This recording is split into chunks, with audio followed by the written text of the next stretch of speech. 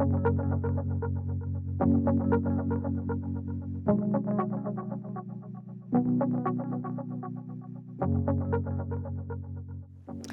there's one thing I did want to show you is mixing tinctures. Do you all want to see that? So we're going to keep it really easy. So these are 16 ounces. They come in 8 ounces and 4 ounces. But these big ones here are 16 ounces. So what I wanted to do is make a sleeping tincture. Let's just say I was working with someone who is having an issue with sleeping and like winding down and kind of falling into sleep. I would say, okay, well, it sounds like they need a couple of different things. And what I've had a lot of success with is a combination of valerian and skullcap,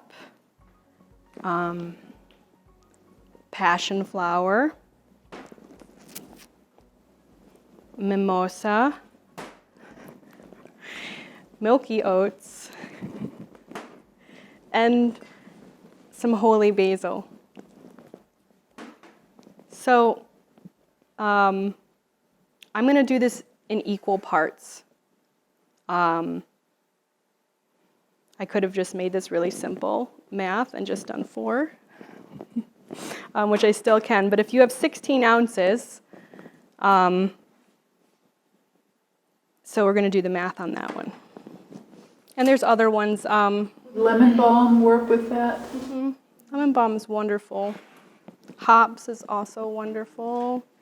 Kava kava is another one. 1, 2, 3, 4, 5, 6. We're going to do 2.5 ounces of each in one of these bottles. And then we're going to make the mother stock bottle. So we'll have enough to last us a whole year. How many drops do you take of that? These are fairly, they're flexible. I could tell you my comfortability, the book I was referencing before, he really breaks down his experience over the years with the dosing. And so I take about 30 drops. So that's just a dropper full. But you could start at 15 and just see how you felt. I will add that I'm one of those rare people who have valerian. It actually wakes me up. Yes, I'm glad you so my son is the same way. I learned that the hard way. I had made a glycerin valerian tincture and was giving it to him to help him wind down, and we didn't go to sleep till 2:30. It does have the opposite effect on a small percentage of the population, and it's like they turn into cats on catnip. It can really wire you. Okay, so I'm going to do a little reverse math in my head. Are there other sleep recommended herbs that have that same effect on certain people? I think valerian does the same thing to me. Yeah, I don't know. Probably there's a counter, there's the opposite. I haven't heard too many sedative herbs having the opposite effect, but valerian is just that one. Yeah, okay, so we're doing 75 milliliters. I did a conversion. Does anyone know how I did that? 1 ounce equals 30 milliliters, approximately. I mean, we're looking at like 29.73 because we're like rounding that up. So 1 ounce equals 30 milliliters.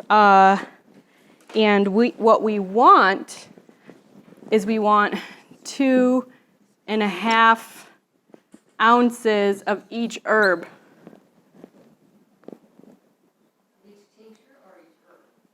Of the fluid. Okay, so you're working with tinctures right now. You're mixing tinctures. Yes, mixing tinctures. So I'm giving you kind of an idea for if you want to. I'm doing equal parts tincture. And there's there's a lot of reasons that you might want to do more of some. That's like a little bit more advanced, but just for, general, I'm going to keep them all equal parts. So, You have fluid ounces then? Because they're already liquid. yes. Yes, fluid ounces. Thank you. So, we are going to do 75, because these are milliliters. I'm measuring with milliliters. Do you see how I'm converting? Okay. Yes. I'm just going to start with my okay.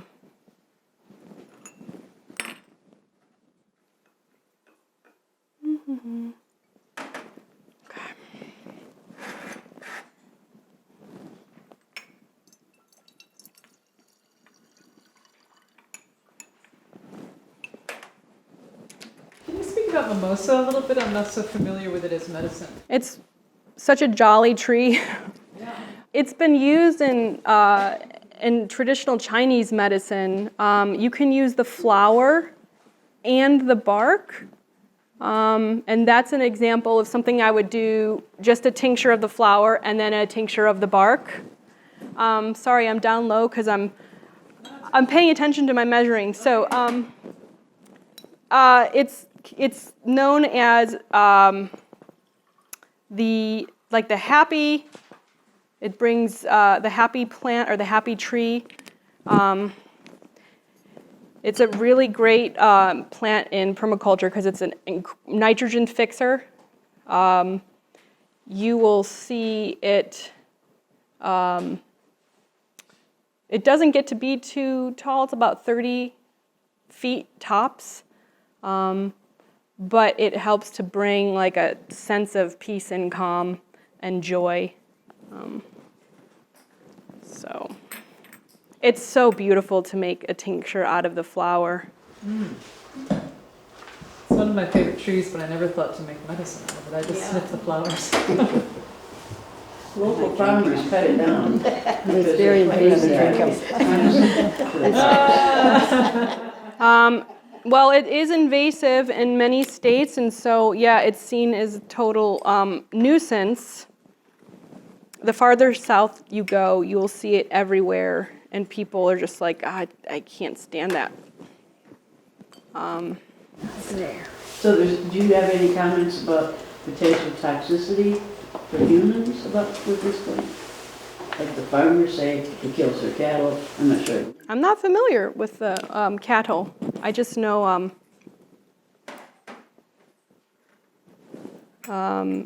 it gives an incredible sense of peace and calm. We could all use a little of that. I hate to say Have you tinctured any usnea? Yes. I love usnea. I used a dual extraction. So first of all, usnea, you need to be mindful of how you harvest it.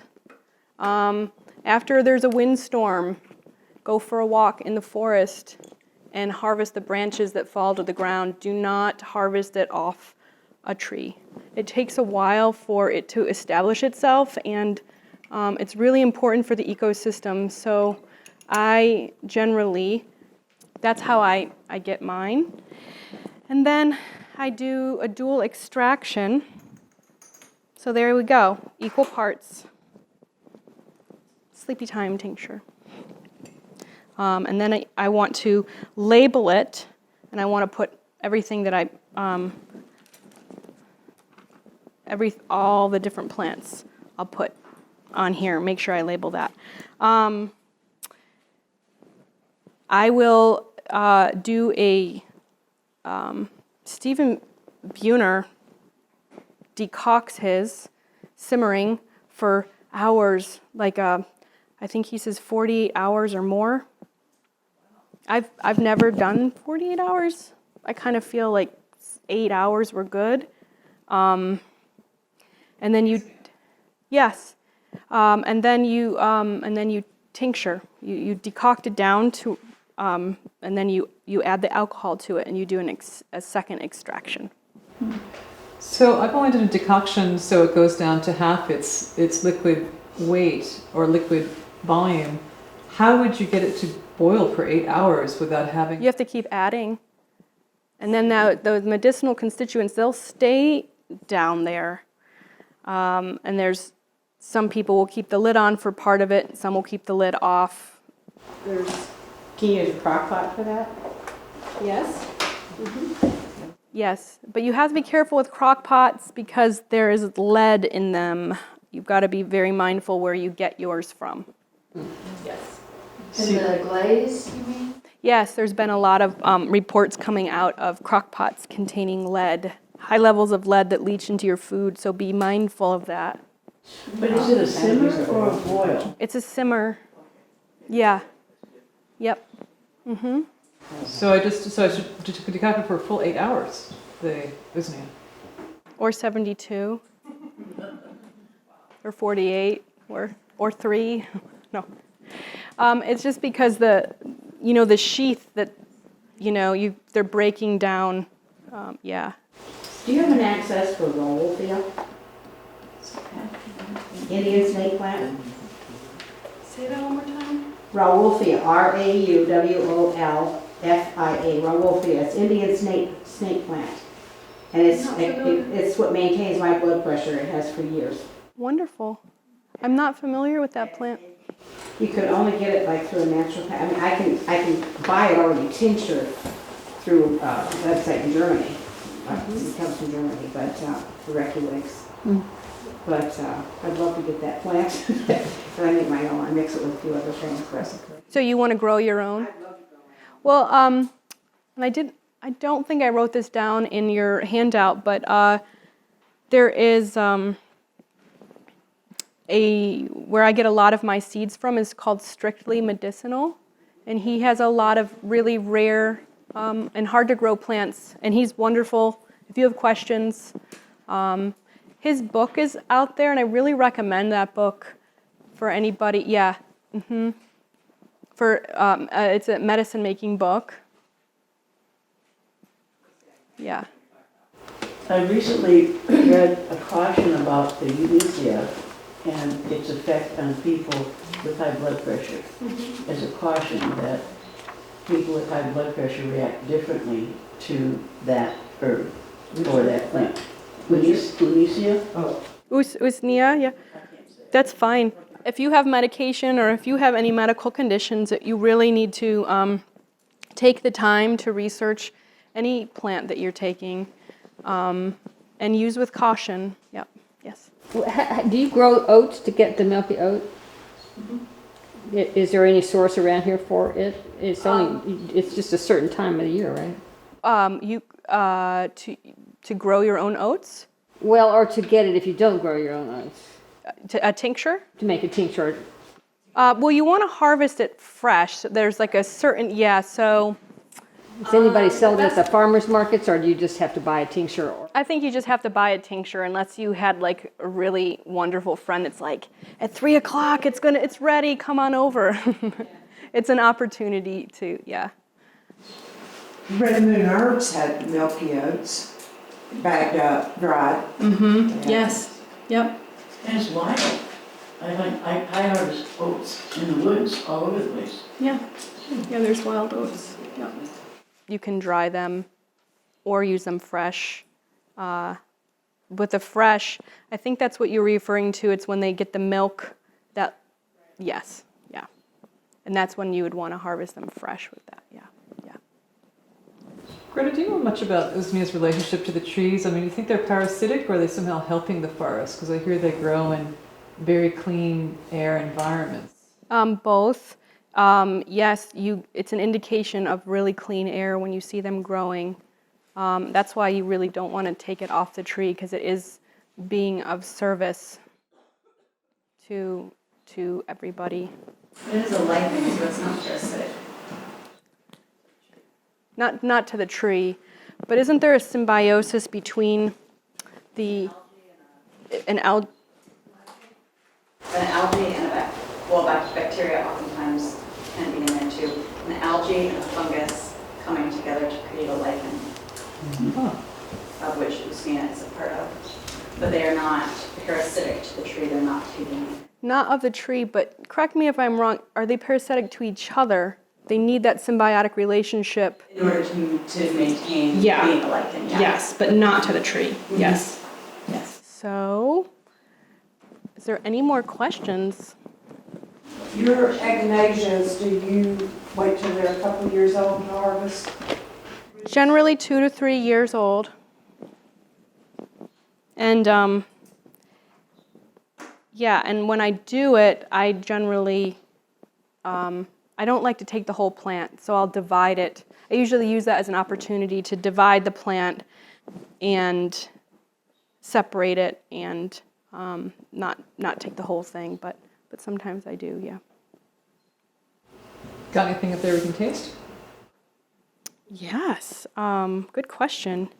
I could pass around the tincture of echinacea if anyone feels like they need it. Let me do a little rinse on the outside because it was a little overflow.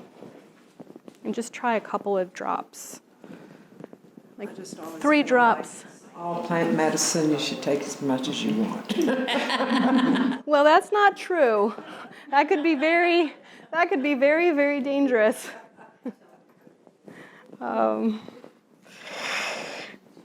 There's some plants that are deadly, so you do have to be careful, or are very low dose, and they could cause permanent organ damage. So, but there's definitely the higher dose ones you can be a little bit more liberal about. I guess I just don't know that much about it, so that, but when you're saying, but obviously there is a benefit there in the ones that you're saying that you have to do a low dose, but there must be a benefit or you wouldn't be doing it. They're worth taking even though there's the risk. Yes. Yeah. Yeah. Aren't like that even like echinacea, isn't it a time period on and a time period off? Yeah, it's not something you take all the time. Yeah, no. Yes? Do you think of these tinctures as food as well? I don't consider them food. I would... You need some calories, right, for energy, but it just seems like I could live off of them. They do. They provide you with vitamins and minerals. But like I said, if I can, I'll eat them fresh, like the chickweeds and the nettles and the. Do you have that back there? But yeah, I think they provide you with your basic nutrients, but not as a food so much, no. So I heard one person say, I'm feeling it on my tongue right now. Yes. And they said, if you don't feel it on your tongue, then toss it or something like that. That it's not vital. It's not vital. You need to feel that little numbing. Yep. That's what I found. The difference between the angustifolia is much stronger. Like it's like the purpurea, you can feel it, but it's not as strong as the angustifolia. Yeah. All right. Well, I invite everybody you can come up here and check these out. And there's books. These are some of my favorite ones. I recommend taking a photograph of them. Then you kind of have it. So thank you all so much for coming out. This has been so lovely.